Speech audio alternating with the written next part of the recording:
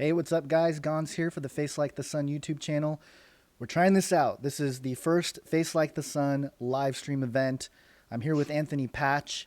We'll see how this goes. A couple things before we dive in. First off, thanks for being here. Second, there is a chat box on the right side, hopefully, that you guys can see. And so definitely have your conversations in there. Also, I'm trying to manage several different things here. I'm trying to make sure the live stream is working, and I'm going to try to interact a little bit in the chat room and conduct the interview with Anthony. So I'm going to be busy. So if I don't see your chat stuff going on, don't worry about it. We're going to dedicate some time at the end of the interview here for your questions specifically. So save it till the end. And also, if you're missing this, it is going to be archived. So don't worry if you miss it. You have to go to the restroom or you have to, bow out for now. It's going to be posted as a regular video so you can check it out later. So, Anthony, how you doing, buddy? Welcome back. Yeah, good to talk with you again. It's been a while since early October, but it's always a pleasure to be on with you. You have a very informed mind, my friend. Oh, I appreciate that. I might be saying a little too much, but I want to dive right in because first off, those of you who, if this is your first video with Anthony Patch and talking about CERN and stuff like that, it might be a little overwhelming. So definitely go check out the archives of the Face Like the Sun YouTube channel. There's tons of videos, a whole playlist of CERN watch videos where I've been, kind of making videos about it for the past year or so.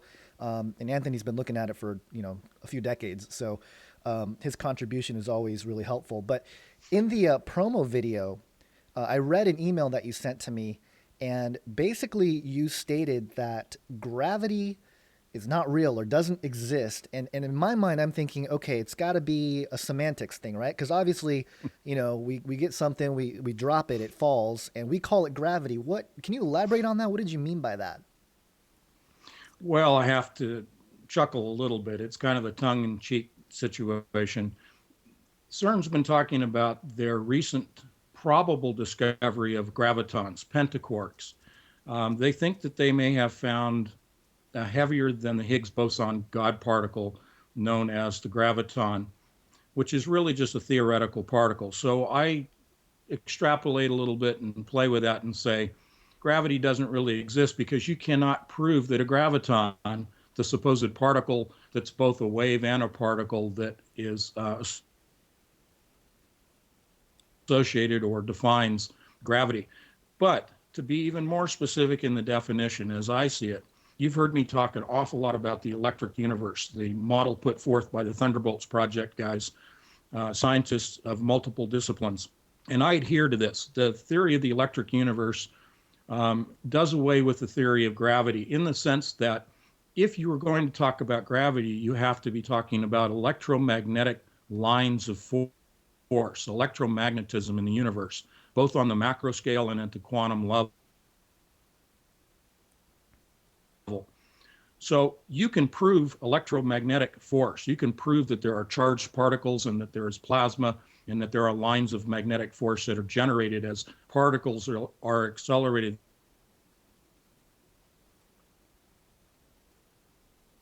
Having a little connection problem was bound to happen. You there, Anthony? Gravity does exist in a tangible way when we drop an object, but that is really the activity of electromagnetic force or forces of attraction and repulsion taking place rather than gravity. It's really all about electricity. Yeah, it's interesting because, I've looked at some of the work of Joseph P. Farrell, and he talks about the Birkeland currents and some of the patterns that were, associated with the markings of the, plasma beams and stuff like that in the ancient times and all these different cultures. It seems to reflect the same shape, which is really interesting. Is this something that, why is modern science, why do they deny the electric universe idea? Why are they so hell-bent on keeping their sort of pillars up in place? Oh, can you not hear me? Well, because when we talk about things like CERN, for example, but other areas of science also, that are really hidden from the general public and are covered and camouflaged in scientific terms and arcane mathematics. This is very much like the priesthood of the ancient times, in which the priests held the language and the codes and the ability to decipher what really was going on in the world of physics. This is really a cover up, and it's purposeful to keep the masses ignorant, because with knowledge comes power. They hold the knowledge, therefore they hold the power. It's occult, it's hidden. It's not so much that it's, you say occult and it's evil, but it's occult in the sense that it's covered up. There are evil implications, but we can talk about that in a different context. But really, the reason that they talk about gravity as a model of the universe and things like the black hole and Higgs boson, Higgs field, gravitons, the reason that they talk about those things is so that they can put on what I would refer people to is a artist's rendition.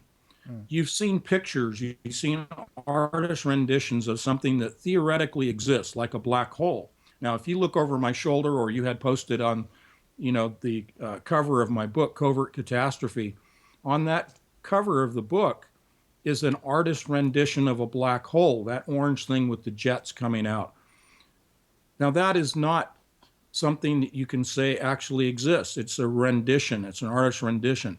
So going back to the language of gravity, black holes, Higgs boson, these are things that are used for public consumption, when behind the scenes, it is actually the electric model, electricity, electromagnetism, and plasma that is being employed by the scientists behind the scene, but they will not talk about that because, again, knowledge is power. They do not want you to know anything more than just the artist's conception of the universe, which is the Big Bang Theory and black holes.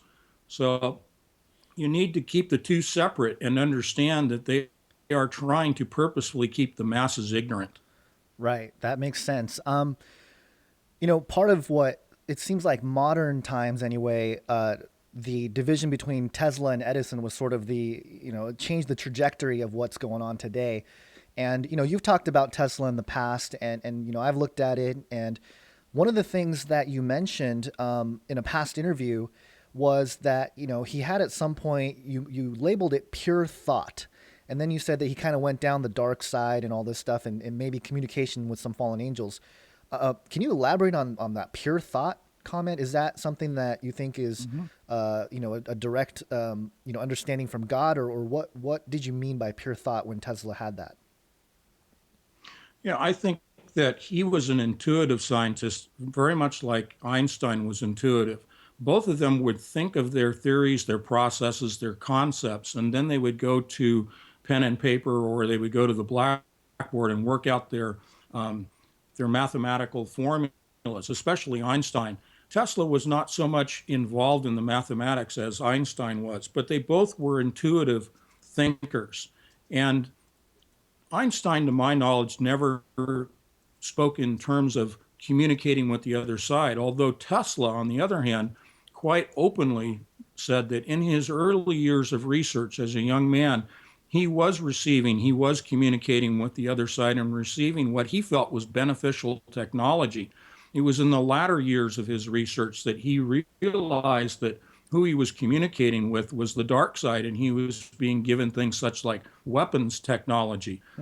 And he found that this was truly not going to benefit mankind. And this is what really almost drove him to the point of insanity, along with much of his technology being overtly stolen from him and suppressed. And as I've always said, CERN is Tesla. It is the manifestation in modern times of Tesla's technology that was hidden, that was stolen from him. Yeah, that's so crazy, and it seems pretty legit if you ask me. I mean, the mystery surrounding Tesla is always fascinating. But in terms of just landing with CERN here and talking about it specifically, this is a question that I always get asked, and I always go, maybe Anthony Patch can answer it better than I can. But over the last year, we looked at all the different events happening around the world. There were earthquakes and weird events. I mean, even just here today, there's like this crazy storm, and there was an earthquake this morning out here. not unusual, but at the same time, the speculation is always there. Now, that's on the physical plane. If we're talking about the spiritual levels, the different dimensions, things like that, can CERN affect that realm in terms of having it bleed into our realm, or some people asked about the Mandela effect, and one of the big things this summer or last summer was this whole Berenstain Bears thing. And when I was a kid, I remember reading those books, and everyone remembers it as Berenstain Bears, but everyone now is going, no, it's Berenstain, and something must have changed. And so, was there some sort of shift in our memory or our collective memory as a planet, that kind of thing?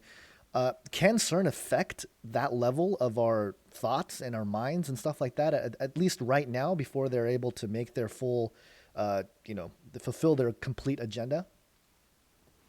Well, I've done a lot of research on DNA and DNA manipulation and modification and hybrids and transhumanisms that's associated with CERN, with particle accelerators. That said, I will say that CERN has the ability to modify, if by a side effect, if not necessarily deliberate, but modify the way that we think. Our minds also operate based on electricity, on electromagnetism. If CERN, as I have said, and I think it's proven at this point, that CERN is affecting the magnetosphere and the atmosphere. I often call it HARP on steroids. If you're affecting the electromagnetic, I'm trying to say the shields, I'm trying to be very specific here, but also very elementary. If you are affecting the electromagnetic shields around the planet, you're changing the electromagnetism in our atmosphere and in our environment. That does affect our minds. Is it affecting time, as in the Mandela effect? I'm not so sure about that, and I will only say that I'm couching my response to the Mandela effect because I have not really researched that extensively. The reason is that I'm really focused on the machine itself and the physics that are about to be employed with that. Can it have an effect on time? Certainly, it can. Anytime that you're disrupting the physics of the universe in terms of the amount of power that this machine is generating, and you're creating electromagnetic lines of force, magnetic lines of force from the machine, which distorts the magnetosphere, then you also are distorting the environment electrically, and therefore that does have an effect on our minds. Have we moved into a different time frame, or has time been affected, or has there been a warping of time? I don't think so. I don't think time itself has been affected yet. Can it? I think it can. I think time will be affected when the portal is open. But the Mandela effect is something that I'm just going to step back a little bit from and say I haven't done enough research on. Right. And the thing that's interesting is your mention of, the human brain. They know that electricity is a huge part of the human brain, and just between the synapses and everything else. So it makes sense. And, it boggles my mind, when we start thinking about that, and, our own brains thinking about it while the electricity is, anyway, it gets a little confusing, the loops. Well, let's couch the Mandela effect and all that, but let's go back into the past a little bit. And you've talked about this elsewhere, but I kind of want to dig into it in terms of how, in relationship with today also. But you mentioned Kronos and the golden age that was. Now, in your definition, in your words, what was the golden age, and why did the elite want us to get back to it? Because it seems like the elite think that they're doing good, that they're bringing back the source of humanity, the source of mankind, and even the pursuit of trying to connect with Saturn and doing all that. What is the golden age, and why are the elite after it so much? Well, I'm going to preface that by saying that this is not something that I necessarily believe in. I am a Christian, as you know. Right. And I don't find the golden age necessarily in Scripture, and that it's God's intent for us to return to the golden age. He has his own model and his own plan for doing that with the planet, as we see in the book of Revelation. But with that preface, I also want to say that I'm reflecting what they believe, not necessarily what I believe. So the definition of the golden age: The Golden Age was a time when Saturn and the Earth were together, not physically connected in terms of the two planets being one planet, but there was a plasma envelope around Saturn that also enveloped the Earth. This was at a time when Saturn and the Earth were not part of our present solar system.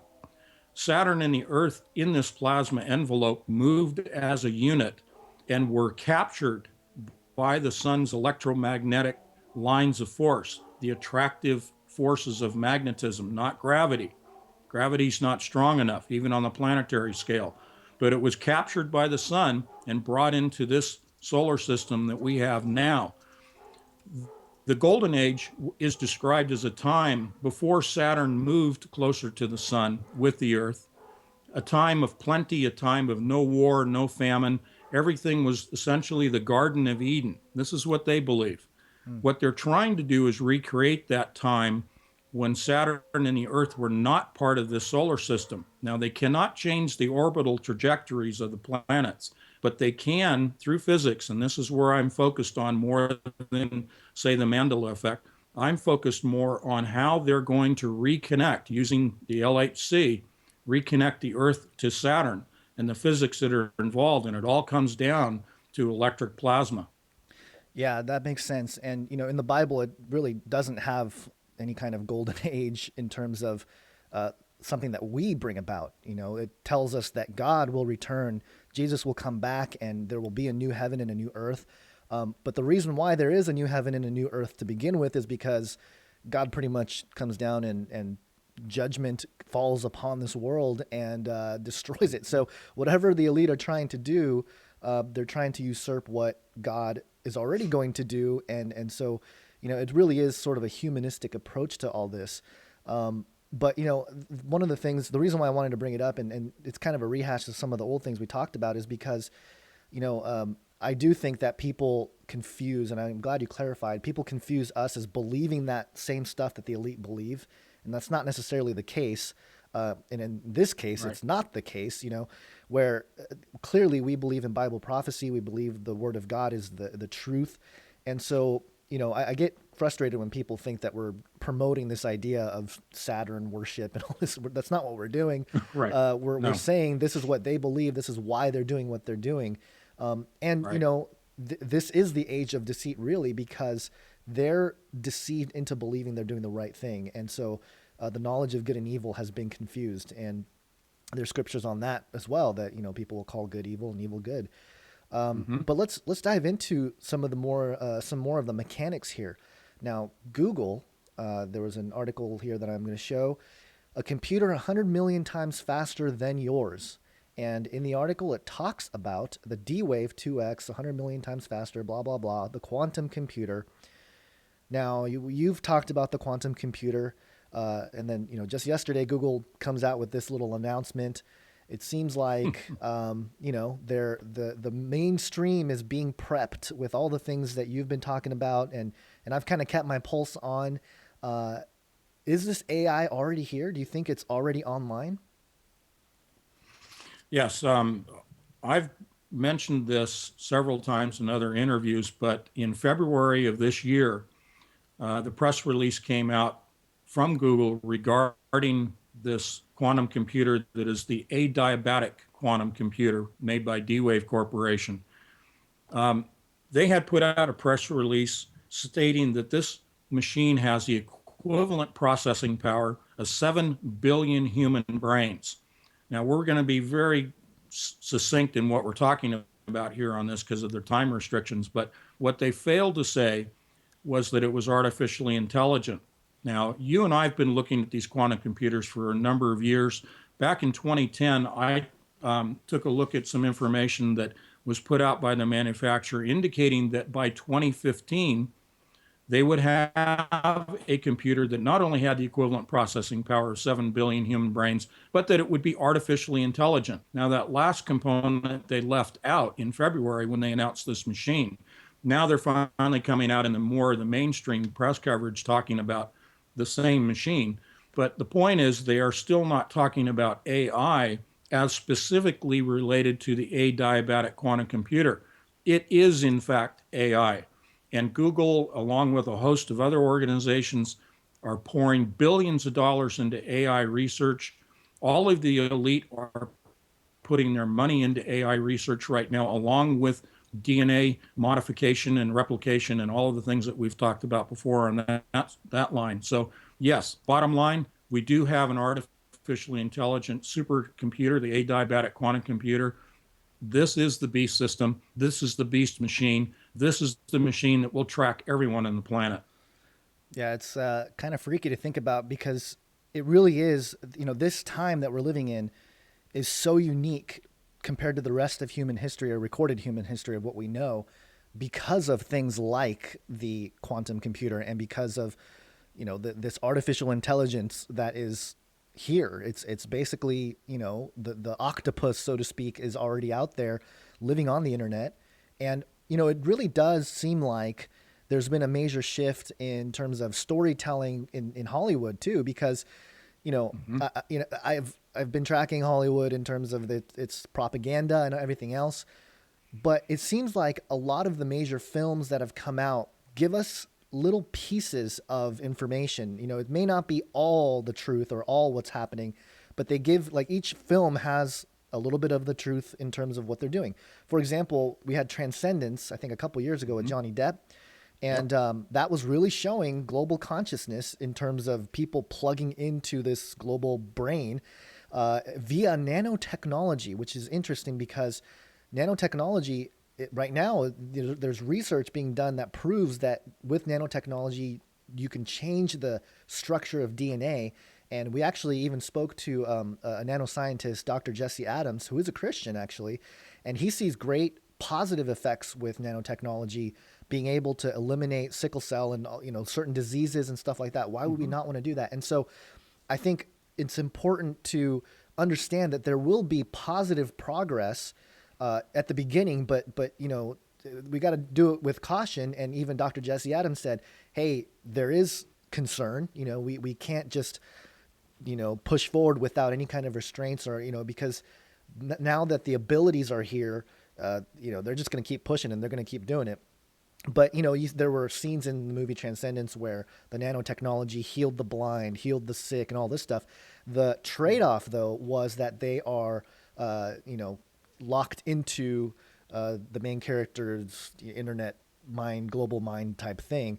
So that's that, And then you have Marvel Avengers, The Age of Ultron, which also showed an AI. And interestingly, that AI learned its morality from Tony Stark. It was kind of made in the image of Tony Stark in a way. And eventually, with its own sort of thought process, it concluded that the solution to the problem that humanity was trying to fix, that Tony Stark was trying to fix, was the complete elimination of humanity, which is kind of interesting because, right. It came to that, and so using our own morality, we are the problem, we are going to be eliminated. And there's biblical precedents for that as well in terms of in Revelation 13, the whole section about the mark of the beast, the image of the beast. And then other movies like Minority Report that talk about predictive policing and crime prevention. Those are things that are out there, that could be out there. We've talked about a world simulation with some technology that exists in Utah, where the huge data center, where basically we have each one of us that's online, we have a virtual me or virtual you running around in this reality, this virtual reality, with this notion of tracking, not just tracking, but knowing how we would respond to certain situations, tying into that Minority Report idea that, given this scenario, if they find themselves in this situation, they would commit a crime here, so let's arrest them beforehand, that kind of thing. So, and then most recently, Childhood's End, the TV show that took the book by Arthur C. Clarke and made it into a modern rendition where we see basically the devil arrive and fix mankind, ultimately to the destruction of mankind. So, and then there's movies coming out called The Fifth Wave, where it's an alien invasion where humanity is basically, on its last straw, so to speak. Then you have the sequel of Independence Day called Resurgence, where again, these aliens are back and they're here to destroy us. Part of what you've talked about, Anthony, with the connection to Saturn and this opening up of the bottomless pit is the arrival of these entities that are in the bottomless pit trapped there. What's this going to look like? Is it going to be, oh my gosh, they're here to destroy us, or more of a childhood Zen kind of, hey, we're here and we're here to save us? What's your opinion on that? Well, in my first book, Covert Catastrophe, I present the fact that the powers that be believe that we are receiving our ancestors from the stars, that these are benevolent entities coming to solve all of the world's problems. That's basically the main thrust of the book. It is my belief that disclosure is imminent. It is my belief, from looking at all of the science, looking at the trends in science, looking at the players that are in science. I mean, this is what I do. This is my thing.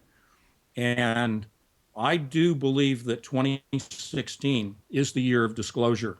Now, we just had a couple of days ago Hillary Clinton coming out saying that she's going to get to the bottom of UFOs. Right. Okay? Area 51, task force, all that nonsense.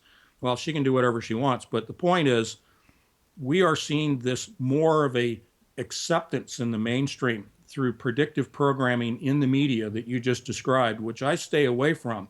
I stay away from the movies and television because I'm trying to just connect the dots in the pure science realm to see what is really going on. But the predictive programming is bubbling to the surface, the things that I've been reading about for years, and I've been talking about now for 2 years. Yeah. I made a video about the Hillary thing yesterday, and one of the things I mentioned in it was that either Hillary's just doing disclosure will be of supposedly these are that these are benevolent people, when in fact this is not the case. Yeah, absolutely. These are not benevolent entities that they're communicating with. Right. Yeah, I think there was a little dropout there.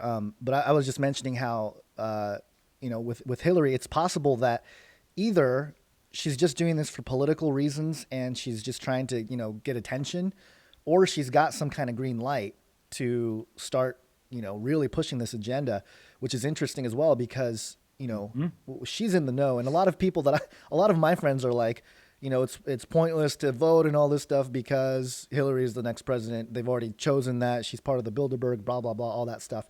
We'll just have to see, but I wouldn't be surprised either way. And it does seem like they're trying to disclose slowly. And then also the Vatican angle that, that I brought up in the video as well, that they've been pushing this agenda for a while now too. So it does seem to be getting out there more and more. And in connection with CERN, it's interesting to really ponder this idea that there is this convergence. But let me touch on something that Sure. I know that you've maybe talked about it a little bit, but the idea of UFOs in general, and we can get into maybe the nitty gritty of the science, if you want to. You can take it whichever direction you'd like, but it goes back to Tesla. I realize that as well, but how does the UFO work in your opinion, and is there a connection to CERN with these technologies?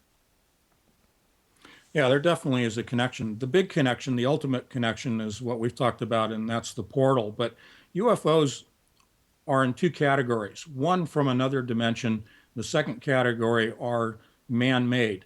We have the advanced technologies from Tesla. We have the advanced technologies that Dr. Joseph Farrell has published many books about. This whole hidden area of science, even off-world, off-planet actual spacecraft and space bases. And that's fine. I mean, he's very knowledgeable and has done his research and has helped me a lot in my research as well. We do communicate. But there are two groups of UFOs. There are the physical UFOs that exist both in our present dimension and also physical machines that operate in another dimension. So there are entities that are in both.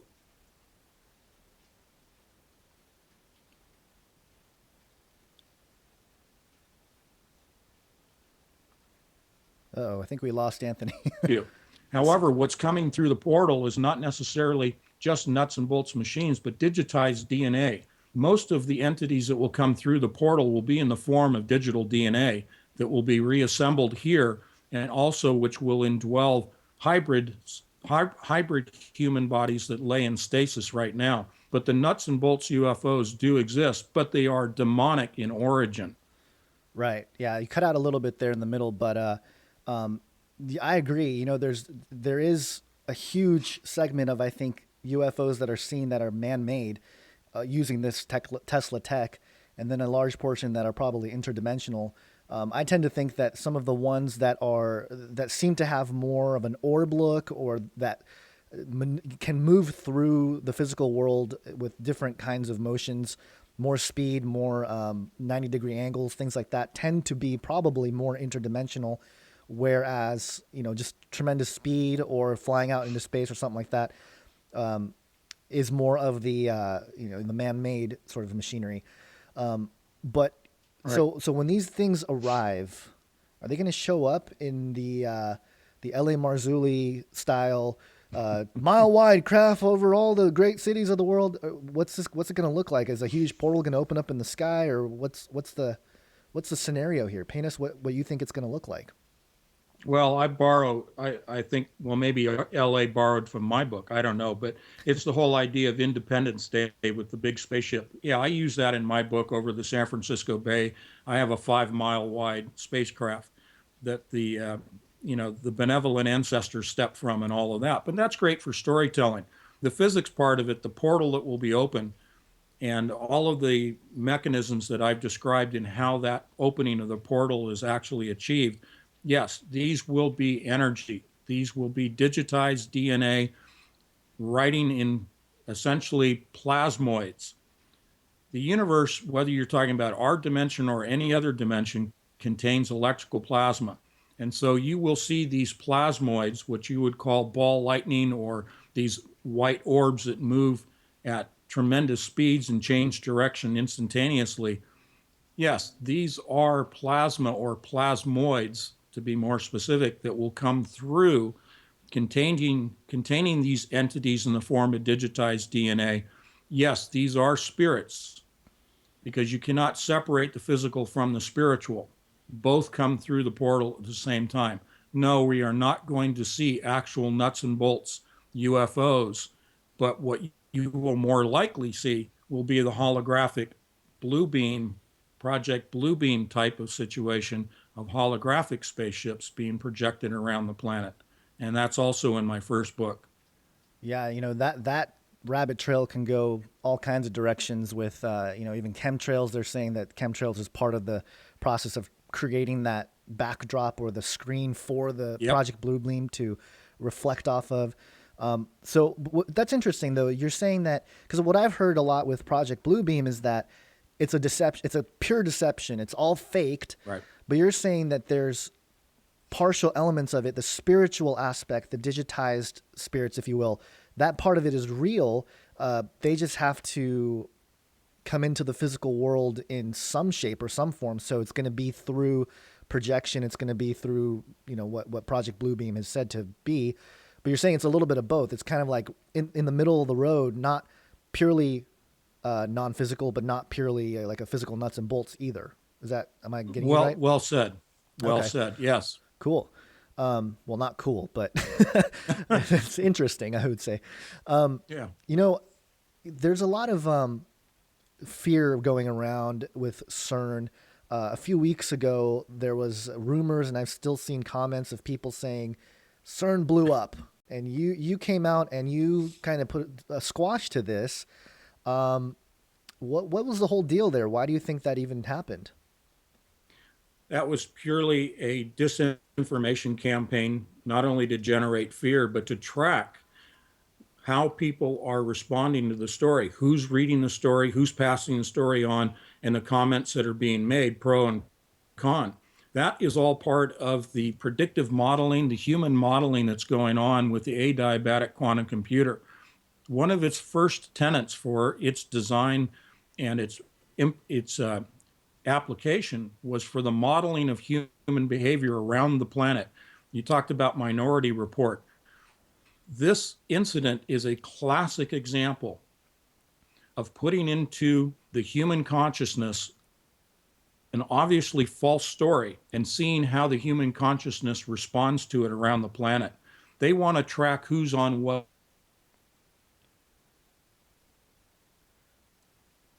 I think they got Anthony. He'll be back. Where is he? Experiments. This was a psychological operation that was planted on the internet. And I came out the same day and revealed it for what it really is. Nothing happened at CERN in terms of destruction. And I want to say again, bottom line, in every interview, I always say, I do not wish any ill will to come upon anyone associated with CERN. The problem is they've been deceived by the grand lie of Satan. And I'm going to go right to the punch here. The whole purpose, the whole motivation for CERN and what's going on, this is the grand deception by Satan that ye shall be as gods. If you partake of the tree of knowledge, if you take this information from another dimension like Tesla did, if the people today take the information that's being given to them by the other side, by these demonic entities, and use this information, you will achieve immortality. Again, I've researched DNA as an adjunct to this. They are involved in the Human Longevity Project. It's all bubbling to the surface. We talked about Clinton. Well, Bill Clinton, he was with Dr. Craig Ventnor just about a month ago. We're talking about the Human Longevity Project and achieving immortality. The goal here is Satan wants to kill God's creation. He wants to destroy the earth. He wants to destroy man as he exists. He wants to create his own form of human life and his own form of heaven on earth. That's the bottom line. Yeah, and that's really actually more consistent with the Bible and some of its theology than sometimes what I hear on church on Sunday, unfortunately. But yeah, I totally agree with you on first off that we're not trying to make CERN blow up. We're not trying to say that those people are bad or evil or anything like that. We're actually, we should be praying for them to see the truth. So that's really where our stance should be. And who knows, that they might, but a lot of them have, it's hard to undo certain paradigms when you've been put into a system that's nurtured you from the beginning, I was going to make a Star Wars reference, but I'll save it for later. But the other part of it, this quest for immortality has been at the heart of mystery religions, every religion, every spiritual practice, you go back as far as, anything that's ancient, whatever. It's all been about this pursuit of immortality. And it's always rooted, or at least, reflecting off of the Bible. And what I've seen is that with a lot of occult literature and what they teach, what they believe, even the ones that use the Bible as part of their narrative, is they'll add stuff to it, or twist things. For example, there's Kabbalistic teachings that talk about how the reason why Adam lived for 900 years was because they figured out this alchemy, and they figured out the substance that will keep them alive. And as time went on, the knowledge of that was lost, and they only had so much of that immortality goo, right? The elixir of life. Right. And so that's why our human longevity went down. This goes back to the tablet of Hermes. Yeah. The emerald tablets Sorry, I cut you off. Oh, no, it's okay. The emerald tablets of Thoth. Yeah, to encapsulate what we're talking about, they're practicing the Hermetic practices, the Hermetic leadings and teachings. Even Tesla talked about, if you understand the relationship and ratio of 369, you'll understand how the universe operates. That's purely coming out of the Hermetic practices. Transmutation of elements, human longevity, ye shall be as gods, all coming out of the Emerald Tablet. Yeah, absolutely. And let me get your take on this, and then we'll actually open up the chat room and questions from there. My whole sort of face like the sun logo and all this stuff, people always say, oh, it's a demon face. No, it's a lion face. And I mixed it with Matthew 17:2, where Jesus was transfigured on the mountain. So in that moment when he was transfigured, his face shone like the sun. There's also a time when Moses went up onto the mountain and he came down and his face was glowing. They had to put a bag on his face because people were like, oh, they're blinded by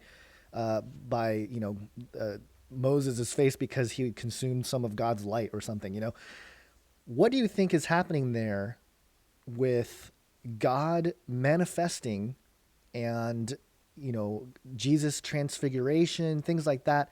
with your understanding of what's being taught in modern physics and, some of what CERN is even trying to do, because I wouldn't be surprised if these elite look at passages like Matthew 17:2 and say, we want that too. We're going to try to figure out how to do that. When ultimately it's our faith in Jesus Christ that really gets us there eventually. And he's the one that's going to give us new bodies and everything. There's no need to figure out the mechanics or the technology to get that, because God's got it all under control. But what, in terms of the physics though, just out of curiosity, what is going on there when Jesus transfigures and his face shone like the sun, his robes looked white as, all this stuff. What's happening in your opinion? The slowing of energy. Wow. When we talk about the state of matter in the universe, we talk about energy. And matter only exists when it slows to a point where it becomes a particle. Oftentimes we hear about waves and particles, the duality. And in physics, they talk about the symmetry. Now, a particle can also be a wave, and a wave can also be a particle in the theory of duality. The manifestation of Jesus Christ is his energy, his light, his wave of visible light in our frame of reference, slowing down to where he then takes on a physical form and becomes matter, becomes solid. So the wave becomes a particle. Jesus Christ is a particle. Oh, you're gonna get in trouble for that one, Anthony. Thanks. All right, then I need to read this to you. Okay. Real quick. Okay. All right, it's from Psalm 2:4. He that sitteth in the heavens shall laugh. The Lord shall have them in derision. God's sense of humor. I love God's sense of humor. It's a dry sense of humor. So no, he's not going to strike me down with a bolt of lightning because I said that Jesus is a particle.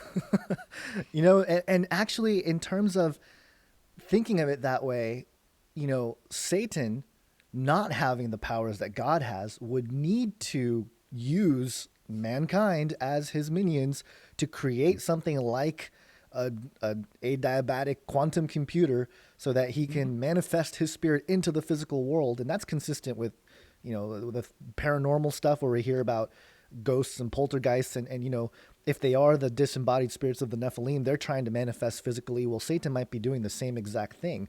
So absolutely, it's pretty interesting to think about. And I appreciate that angle. That's really cool. That's, I've never heard that before. That's kind of blowing my mind. If I had a brain poof thing, I would use that right now. But, all right, so let's open up the chat room, and there's a lot going on. There's about 18 messages or 18 posts per minute that's happening in the chat box here. So I'll try to keep up and see if anyone has any questions for Anthony. There's a bit of a delay here, so it might take a second, but go ahead and ask questions. Okay, so here's one. What kind of time frame you think we are looking at? I don't know anyone who says for sure, but how long before some of these things come to light? What do you think, Anthony? What's the timeline in your opinion? Yeah, I always like to say I'm not a prophet and I can't foretell the future. But as I said earlier about disclosure, I think disclosure is coming this year. I think it may be another couple of years. I hate to say that, but a couple of years before the portal opens. The reason I say that is they need to change out the magnets in the LHC. Right now they're niobium and titanium, and they need to change that over to tin, niobium and tin, to achieve higher powers of energy in the collisions. But also we talked a little bit about the Awake project, and the Awake project is just getting its preliminary test bed is being set up this year. It does look like it may be another year or two before they're going to be able to open the portal. But they could surprise me and you, because a lot of what they do, we don't really know about. I pull my comments and my conclusions from the scientific papers that are published and try to follow the trends and do the analysis of the trends. But I think disclosure this year, and possibly the portal could come in the following year. Yeah, that's interesting. I think disclosure in some ways has been trickling out for years now. There's probably going to be one massive sort of arrival or event or announcement that will really change the trajectory and speed things up. But, you know, we'll just have to wait and see, you know. Again, you know, like Anthony said, none of us are really prophets, you know, saying that we know exactly what the timeline is going to be. But, you know, I do think it's interesting, though, that there are projects being done now through NASA, through all kinds of stuff where they're like, oh, we need to get, you know, into deep space by 2018. And they, you know, through NASA, whatever, $20 million or $50 million to do that. And then there's 2030 projects saying, hey, we're going to have a base on the moon by 2030. All this stuff happening all of a sudden, really bizarre that I think, you know, this is all happening very quickly. One of the topics in sort of the conspiracy world that people have talked about is this black goo thing. Have you heard about the black goo? And if you have, do you think it has anything to do with the fallen angels and their demonic cohorts? Well, it is interesting. I think it is really just a popular culture situation. I don't think that you really have in the physical explanation an actual black goo. Now, a spiritual entity can manifest itself just about in any form that Satan chooses and that God allows that form to take. Are there demonic entities that are taking the form of black goo? It could be happening, but I think it's really more of an urban legend. I think it is really more of something that grew out of the movies and has been popularized. But I've not seen anything that actually proves that black goo, number one, exists, and number two, that it has a sentient or artificial intelligence component to it. I don't believe that it has anything to do with CERN, by the way. That's interesting. I mean, I've looked into a little bit of it, and it was interesting. I mean, the fellow that was talking about it was a little out there for me, but not that we're not out there. But oh yeah. Let's see, what else is there that there was something I was going to mention, and then I totally lost my train of thought because these comments are coming in real fast now, 30 per minute. So I'm trying to hold up on a couple of these and see if we can and ask, you know, some of the questions. Keep in mind also, you know, I'm seeing a lot of questions that Anthony's talked about before. He does have a book. You know, why don't you take the opportunity just for a second here to talk about your books so that people know where to get them, what they are. Well, if you go to my website, anthonypatch.com, and thank you for allowing me to do this, you'll see that I have both my books, Covert Catastrophe, I've mentioned already, but Diamonds in the Rough. It's 2048 Diamonds in the Rough, and that focuses on the quantum computer that we were just talking about. The Model 2048 adiabatic quantum computer is in my second book, and the movement in the second book is to try to stop what's going on with CERN. There are actually 7 of these computers that are linked, and they are operating CERN. The adiabatic quantum computer, by the way, factually is connected to CERN. And so I use that in my second book. There's a third book coming out in the trilogy of characters. It's a fast-paced, very, very easy to read collection of characters, but also leading edge science topics that, you know, most people have never even heard about. And I've not even talked about half of the topics that are in my books. I've not really talked about them in public. But there's a lot of leading edge science in there that I think will really open people up to things that they may want to explore on their own. Yeah, and definitely. And I recommend you guys read it too, because it's fiction. It really moves pretty quickly. It reads kind of like a thriller. So definitely check those out. Now, I'm getting a lot of people asking about Planet X, and, you know, I kind of started to look into it a little bit, and I've known about it. I've dabbled, you know, looking at different people's research over the years. Is there a connection with Nibiru or Planet X and CERN? You know, is there the portal opening? Is it going to, there was a show, I'm trying to remember what it's called. Somebody will probably remember in the chat here, but there was a show, I think it's called, gosh, I don't remember the name. Anyway, the whole point was that there were these aliens here on Earth who basically look like humans, and they've integrated into society, and they needed to open up a portal in the heavens. And at the very end of the show, it's called The Event. I remember now, it's called The Event.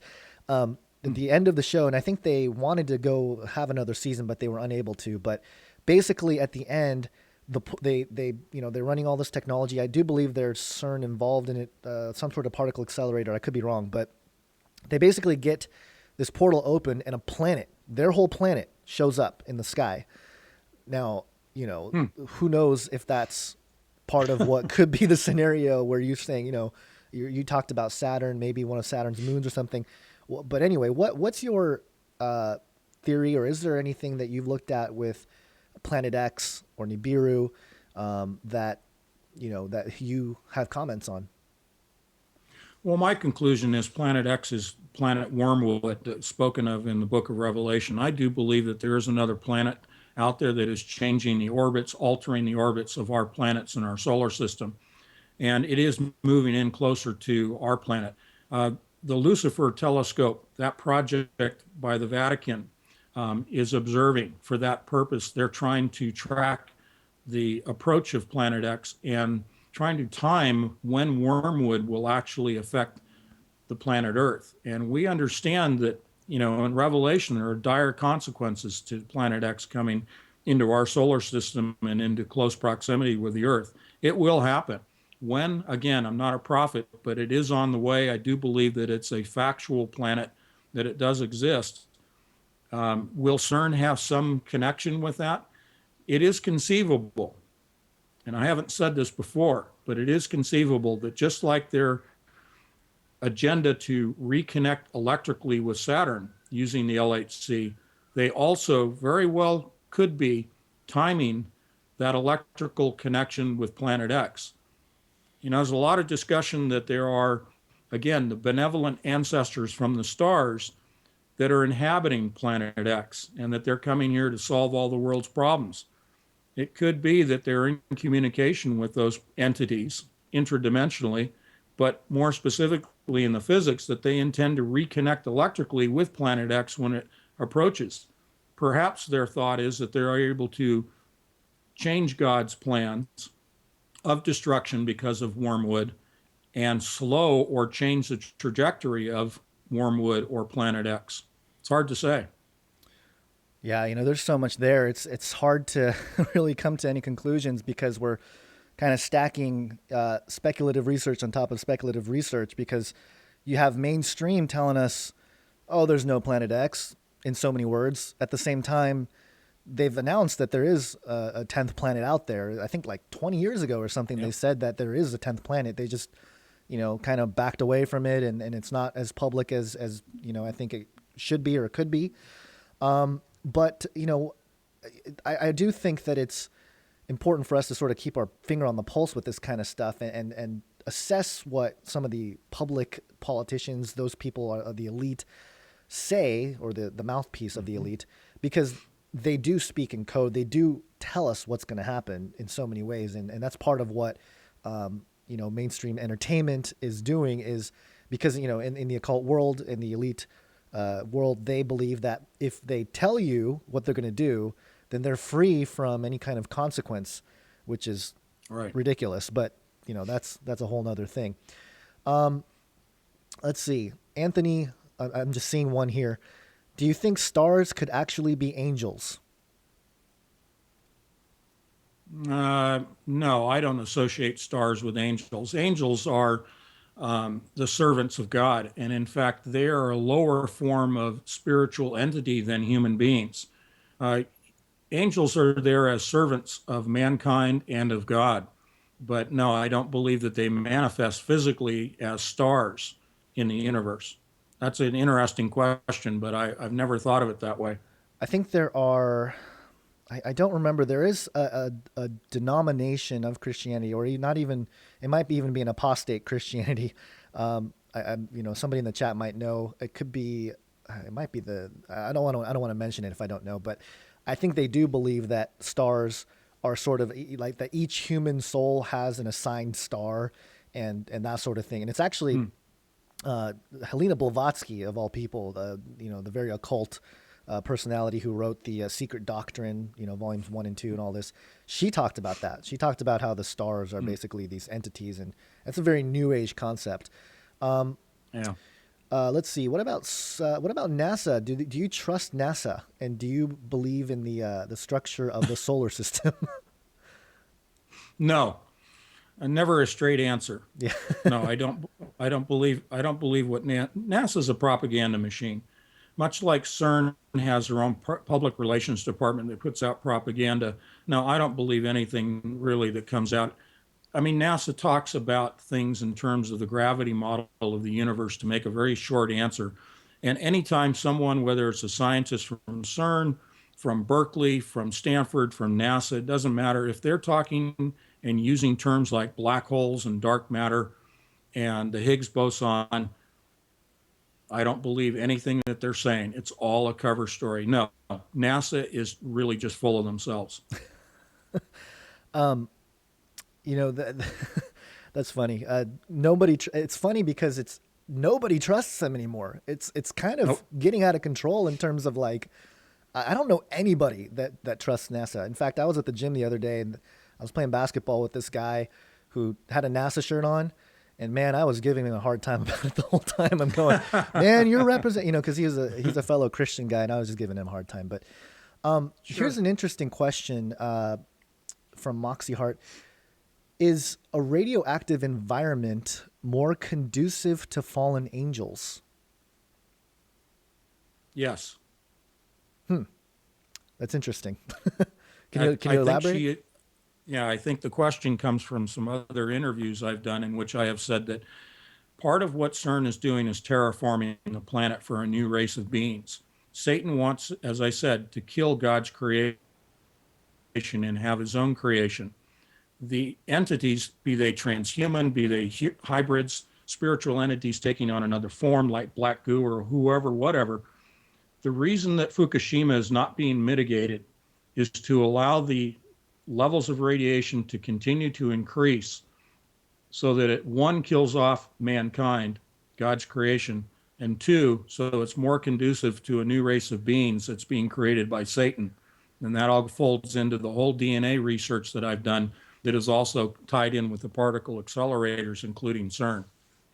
That's really interesting. I had never considered that angle of it. That's really fascinating. Let's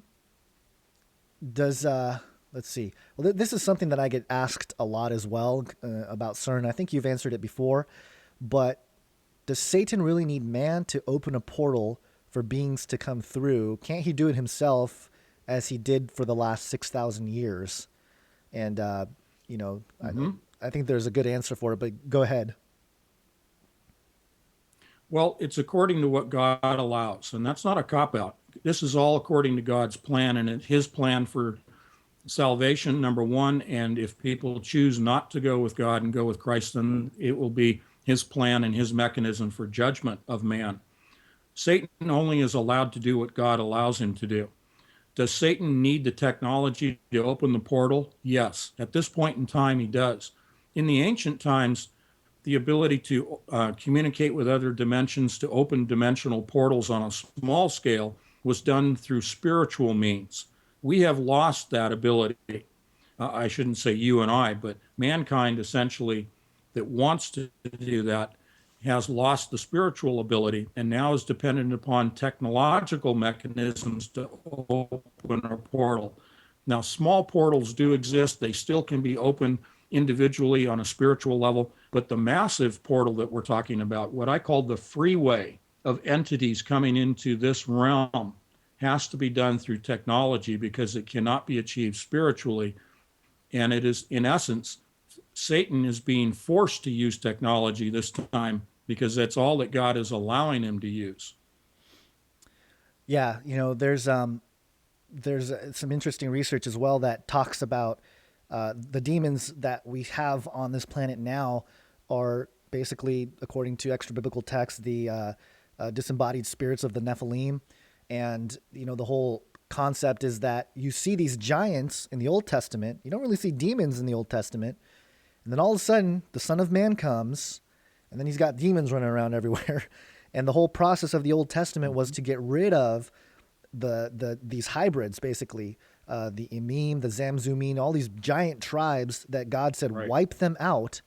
And then all of a sudden, you have demons in the New Testament. So the theory is that those those spirits that weren't human, they were unredeemable spirits. And that's biblical. If I can't remember the verse, the chapter and verse, or the book even, but it talks about how they're dead. They would use the word Rephaim in the Hebrew.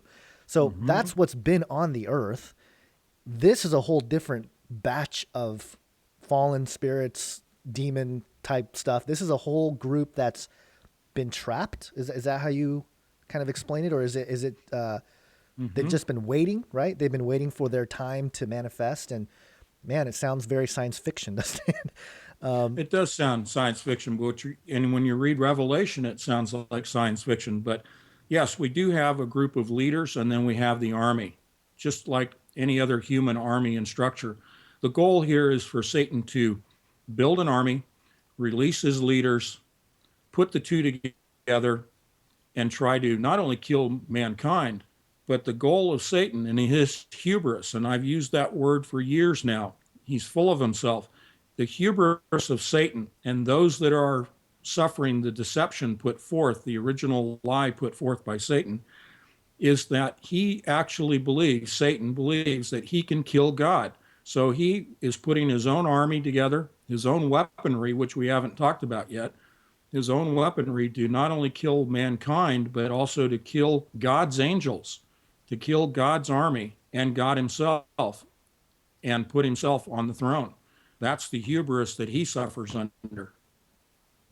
Yeah, it's he's almost kind of it's almost like he's schizophrenic, or he's got some like mental disorder, because he knows how the book ends, and Yeah. those who follow him, follow Satan, also know. But they believe, I don't know if they believe that they're getting something out of it, or they can defy biblical prophecy. I'm not sure, but Yes. it's very Yes. interesting that they have that. It's hubris. Hubris is the word that comes to mind. Well, another planet that maybe I've heard you talk about it a little bit is Mars. It's obviously been in the news a Mm-hmm. lot in the last few months. What is there any significance to Mars in this whole scenario that you're painting Sure. with CERN? Absolutely. Because in the electric model of the universe, if we go back to the golden age and the alignment of the planets, we had an alignment of Saturn, we had Venus, and then Mars, all in a straight line configuration, ending with Earth. So picture, and if you go to the Thunderbolts project, you can see these representations. But you have a straight line alignment of the planets, including Mars, and Mars was the closest to Earth. These were all electrically connected by Birkeland currents through the plasma, what I call the plasma conduit. And there was the exchange of these plasma discharges, which were then painted on cave walls, carved into rocks, seen in every culture around the planet by humans on the planet. Mars most definitely is part of this, and they will eventually try to reconnect to Mars. In fact, if they have the time, I don't think they have the time, but their goal is to reconnect all of the planets electrically to the Earth. That's very interesting. Uh, so, in terms of this agenda of trying to connect the planets, are you suggesting that well, I guess you are suggesting that the heliocentric model that we've been taught is false? Completely false. That's interesting. There's been a couple questions about, I guess it goes back to the black goo stuff, but programmable matter. What are your thoughts on programmable matter?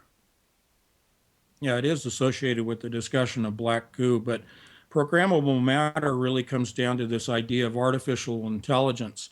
If we look at the ability for artificial DNA to be constructed from the four building block amino acids and create any biological life form you want, you can also create a mind artificially.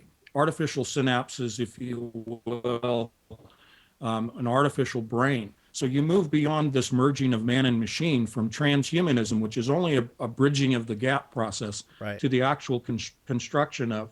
But yes, you can have artificially intelligent substances, what I would consider to be new biological entities or creations. And this is already being done, that biological creations that have never existed are already being made. And this isn't just coming from me. This comes from the scientific journals that I read, in which they are promoting the creation and have achieved the creation of new biologicals. So yes, that merges with artificial intelligence and sentience. Yeah, and I talked about this in Age of Deceit too, which was the golem. And the golem was always this idea that you would take, basically you play God. You would take clay or take any kind of substance, form the body, and then with rituals, interestingly enough, according to Kabbalistic traditions and certain sects of Judaism, you mark the forehead or the hand to bring it to life. It's very interesting. But also, what you talked about with programmable matter in terms of life, there was a story that I jumped all over when it first came out. I think it was in 2011 when they announced that they have created a metal-based life form. And I think they used, I don't remember what metal it was, but basically they made these, what mimics carbon, but out of metal. And so that kind of blew my mind. Like, if they're creating metal-based life forms, what are they going to look like, and how are they going to, it would be pretty intense, a lot stronger. Well, that's where back in, I think it was January of 2012, I did an interview in which I first announced the third strand of DNA. The third strand of DNA was actually a nano-thin coating of silicon that created a third strand of DNA that merged with normal human DNA, creating a third strand DNA that would create hybrids. Now that's all factual, and that is what I think you're referring to there, is the utilization of gold in DNA. And the purpose of the gold is for increasing the surface area of the silicon so that it can readily accept the imparting of digital programming into that third strand, thereby controlling whatever life form you're creating with that DNA. The third strand takes the digital information and creates that entity's mind, and then through the control mechanism of a machine, of the adiabatic quantum computer specifically, you can control that DNA and thus control the mind of that entity, of that creation. Yeah, absolutely. It's been an alchemical goal forever. It's nothing new. They have the technology to do it now, which is why we're hearing about it, and it's progressing so quickly. Just a few more questions. Nuclear physics, blowing stuff up, basically. That form of science, they've been, processing, they've been trying to create weapons. They have created weapons that can disturb, I would say that nuclear weapons detonated at a certain level can even manipulate time and space and at least kind of mess with it in terms of, its energy burst. How is that related to or different from what CERN's doing with the Large Hadron Collider? Well, at CERN, they have created with the LHC what I've talked about a lot are strangelets. Lately, that's been given the name pentaquarks. Now, this is a explosive material. There are three main characteristics to strangelets, but one of them is that it is the most powerful explosive in the known universe. This makes nuclear fission, nuclear warheads, look like firecrackers in comparison. This is the stuff that creates stars. Wow. So that's probably a little more intense than a nuke going off. Absolutely. Now, what about, I've heard rumors about how they've planned, and I think this was actually called Project Lucifer as well, where they wanted to nuke, I think it was either Jupiter, it might have been Saturn as well, to create, turn it into a sun, a second sun type thing. Now, is that part of the, is that just a method that they used to think and now they have the Large Hadron Collider to sort of usurp that, or is that, something else going on there? You're right on. Okay. You're right on beam. Sorry about the pun, but you're right on beam.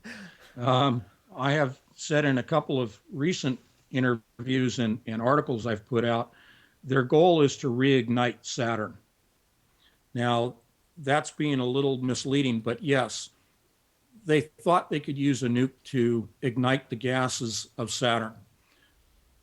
However, that isn't really practical.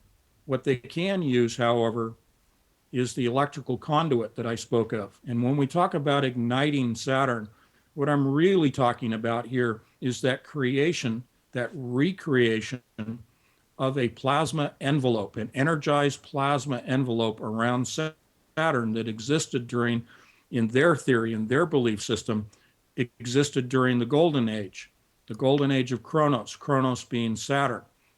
Saturn was what was used to tell time during the Golden Age. So it is considered Kronos, not the sun, not heliocentric.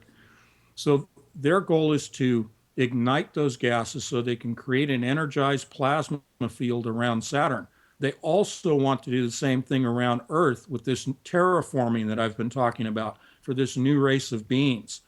They are trying to recreate in a plasma way the environment that existed when the Earth was part of the Saturn plasma envelope that enveloped both planets at the same time.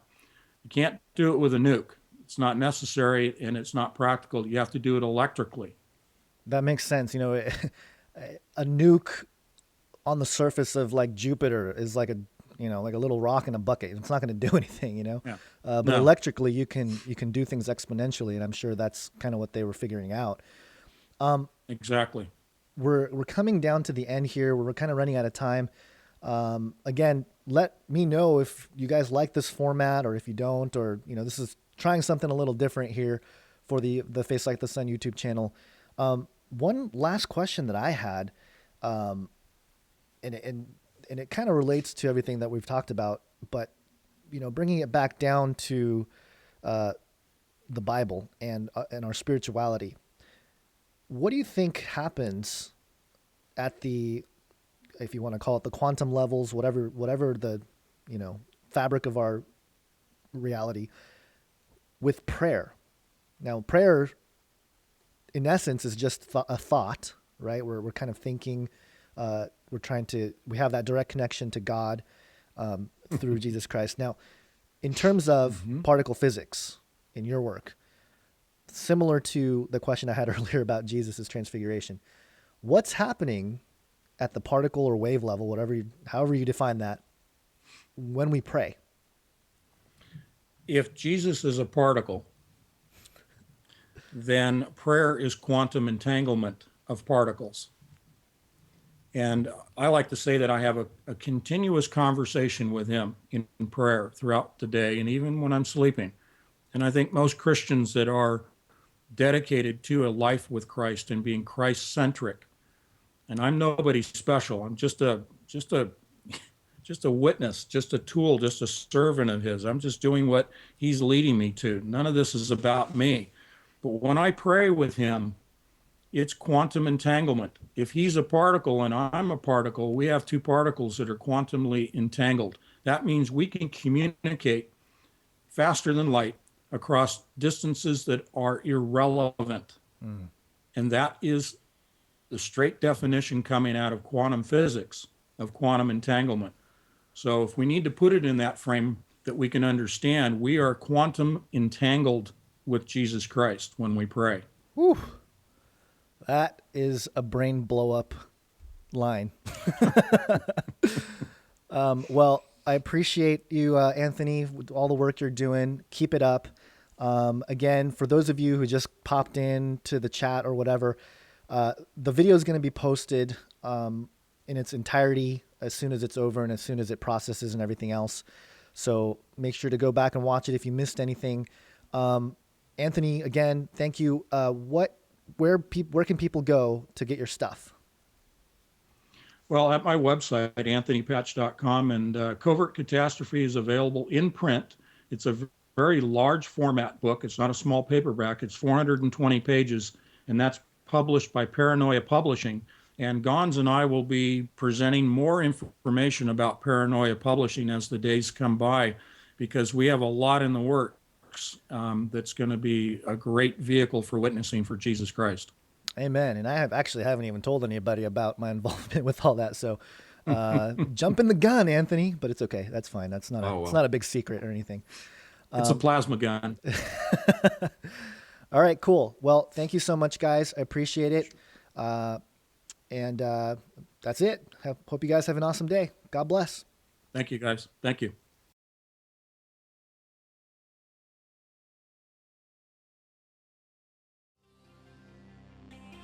Thanks for watching my video. Please share it with friends, family, and whoever else you think might benefit from this information. And if you haven't already, please subscribe to the Face Like the Sun YouTube channel and dig around the archives. I have hundreds of videos covering topics ranging from angels, aliens, and the Antichrist to global conspiracies of the New World Order, eugenics, genetics, Genesis 6, the Nephilim, transhumanism, and much, much more. And don't forget to check out my full-length documentaries, Age of Deceit, Fallen Angels, and the New World Order, and Age of Deceit 2, Alchemy, and the Rise of the Beast Image, all of which you can watch for free right here on the Face Like the Sun YouTube channel. And if you want even more content, check out canarycryradio.com, our podcast where we investigate similar issues and interview all kinds of experts on several different topics. In fact, we just finished episode 100, which is 7 hours long, where we interview 26 people in one podcast episode. You can find the podcast at canarycryradio.com or go subscribe to the Canary Cry Radio YouTube channel. Again, thanks for watching and have an awesome day. God bless.